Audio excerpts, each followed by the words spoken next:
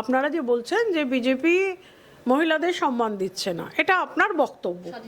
স্বাধীনতা দিচ্ছে না। এই যে আমি ইন্ডিয়া ডেলিগেট W20-র, আমি আমেরিকায় গেলাম, বক্তব্য দিয়ে এলাম, আমার কোন স্বাধীনতাটা খর্ব হলো আমি তো বুঝতে পারছি না, ঠিক আছে?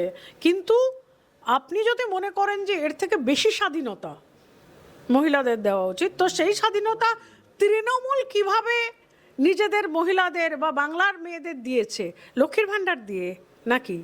লক্ষ্মীর ভাণ্ডার দেওয়া মানে কি স্বাধীনতা দিয়ে দেওয়া? বুঝতে পারলাম না আমি ঠিক। উনি যদি আরেকটু ব্যাখ্যা করে বলেন আমি বুঝতে পারবো জিনিসটা। কেন কি সাবসিডি দেওয়া বা লক্ষ্মীর ভাণ্ডার দেওয়া এটা তো কোনো সম্মান দেওয়া না, এটা এক প্রকার ভিক্ষা দেওয়া। এক প্রকার ভিক্ষা দেওয়া, যে তোমাদের চাকরি দিতে পারছি না, তোমাদের কোনো স্থায়ী কাজ দিতে পারছি না, পার্মানেন্ট কোনো ওয়ার্ক দিতে পারছি না, সরকারি চাকরি দিতে পারছি না, কোনো ইন্ডাস্ট্রি আনতে পারছি না, কিছু করতে পারছি না, তা ঠিক আছে তোমাদের কিছু কিছু করে ভিক্ষা দিলাম, তোমরা চালিয়ে নাও। তা এটাকে কি সম্মান বলা যায়?